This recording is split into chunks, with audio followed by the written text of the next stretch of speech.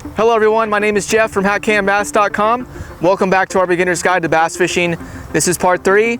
We're ready to start talking about equipment, and that all begins with the rod and the reel.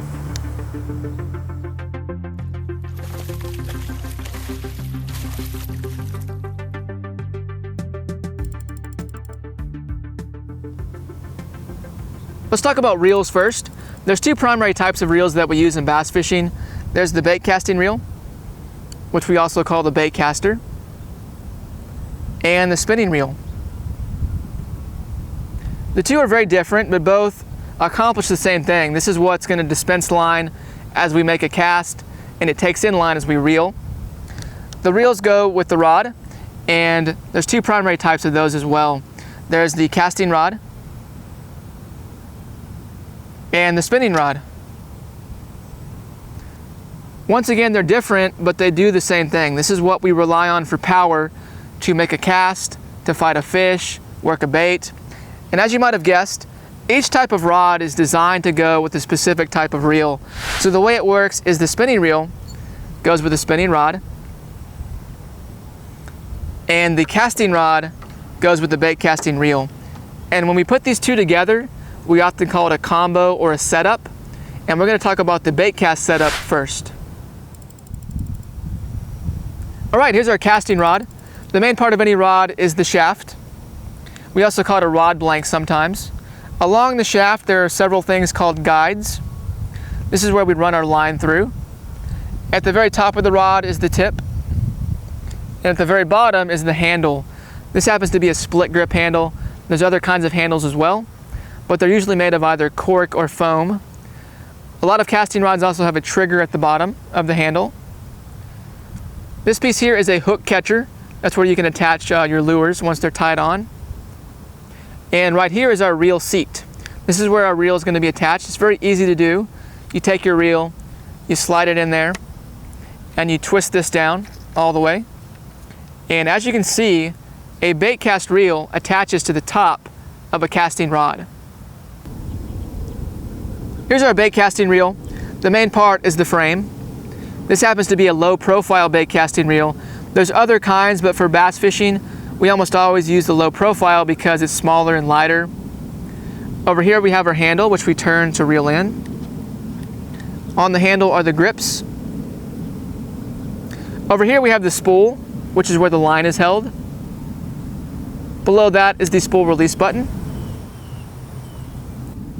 And above that is the line guide or the level wind. This goes back and forth and it helps distribute the line evenly onto the spool. Now with the bait casting reel, there's going to be a few different mechanisms that affect the way the reel behaves. We're not going to go into too much detail, but the basics: this is the star drag and this is the tension knob. Both of these can be tightened or loosened, and they affect the way that the spool behaves. On the other side, you're normally going to find your braking system, and this affects the way that the reel will cast. All right, we're ready to move on to the spinning setup. All right, the first thing you should notice is that this is upside down if we compare it to a bait cast setup at least. So the reel attaches to the bottom, and the guides are along the bottom of the rod as well. And they're also considerably larger, and that has to do with the way that the line comes off of the reel. Other than that, this is pretty much the same as a casting rod. You have your shaft, you have the tip, you have your handle, although notice that there's no trigger on a spinning rod. And the reel does attach to a spinning rod the exact same way that it would a bait cast setup. All right, the spool on a spinning reel is located right here. We have our handle and our grip. And what's nice about most spinning reels is you can switch the handle to the other side depending on what's most comfortable for you. The key feature of a spinning reel is the bail, which is this metallic arm right here. It can flip up and down depending on whether you're casting or reeling in. But this is responsible for taking in line. Along the bail is the line guide here. Like the name implies, it also helps guide and place the line onto the spool. At the top of most spinning reels, you're going to find the drag system, which can be tightened and loosened. It works the same way as a star drag on a bait caster. It affects the way the line can come off of the spool. And also, most spinning reels have the anti-reverse switch, which on this reel is right here. that can be flipped on and off, and it can make the handle go forward and back. So what's going to be the best setup for you? Well, each reel has its own advantages and disadvantages, but in simplest terms, the spinning reel is going to be used more for lighter tackle, so smaller lures and lighter line. And the baitcaster is going to be used more for heavier tackle. Now, we've already seen some of the differences between these two, but really the main difference between a spinning reel and a baitcaster is the spool. Now, on a spinning reel, the spool is fixed. It does not move. But on the baitcaster, the spool revolves or spins. And this is the source of probably the biggest issue that beginners have with the baitcaster, and that's the backlash. Now, we'll talk more about the backlash later in the guide, but for now, just know that it's basically when the line tangles into itself on the reel. It's very annoying, very difficult to deal with, and it's given this reel the reputation of being hard to use. But that's not something that we agree with.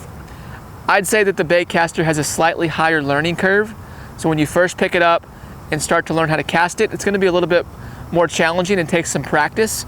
But overall, in the long run, I would not say it's more difficult to use over a spinning reel. So we're going to make a very strong recommendation that your very first rod and reel be the baitcast setup. Now, there's going to be times where you're going to need both. We use the spinning reel and the baitcasting reel in bass fishing, but overall, this is going to be the more versatile setup. About 95% of what you will eventually learn to do in bass fishing can be done with a baitcaster. Okay, so what should you be looking for in a bait casting setup? Well, we're going to be shooting down the middle, looking for something that's going to get the job done in just about any situation. So let's start off with the rod. You're going to see a few different things. First off, you're going to see the length, which obviously refers to how long the rod is from the bottom to the tip. You're also going to see the power rating, which refers to how strong the shaft of the rod is. And you'll see that as either medium, medium heavy, heavy, or maybe even extra heavy. And you're also going to see the action rating or taper, which refers to how much the top portion of the rod flexes. Now, we're going to recommend that you go with something close to a 7-foot medium heavy powered rod with a fast action tip. That's going to be a very jack of all trades rod. Okay, for a reel, you're going to be mainly looking at one thing, and that's the gear ratio. The gear ratio basically means how much line the reel takes in when we turn the handle one time. So a higher gear ratio means that the reel is taking in more line, and we would call that a high-speed reel. The other thing you want to look at with the bait casting reel is they do come in right-handed and left-handed versions, so you're going to want to make sure that you get the one that's comfortable for you. Now, we're going to recommend that you go with a 6.4:1 gear ratio, which is a very standard speed. All right, and what brands should you be looking at, and also the cost? Well, we recommend sticking with name brands, so Shimano, Abu Garcia, Fluger, just to name a few. You can't go wrong with a well-established name like that. As far as cost, that's going to depend on your individual situation. If you're looking to go the cheaper route, the companies I just mentioned usually offer a cheaper combo version where you can get the rod and the reel together for relatively cheap. If you want to go a little bit more quality and something that's going to last you a little longer, I'd suggest going with a rod and a reel that's in the $100 range each. So for a really good setup, you could spend about $200 and you'd be in really good shape to have a setup that's going to last you a long time. All right, guys, to recap, we're recommending that you go with the bait cast setup first. So you're going to be looking for something close to a 7-foot medium heavy powered casting rod with a fast action tip, and you're going to pair that with a low profile bait cast reel that's going to be a 6.4:1 gear ratio. Stick with name brands you know, and if you're looking for a bargain, look for that combo version for a cheaper alternative. All right, guys, that's going to do it for part 3. Thank you so much for watching. If you learned something about the rod and reel today, please hit that like button. Also, be sure to subscribe. Check out the link below to our website, HatCamBass.com, for more info. We're ready to move on to part 4. We're going to talk about line and how to spool it onto a reel.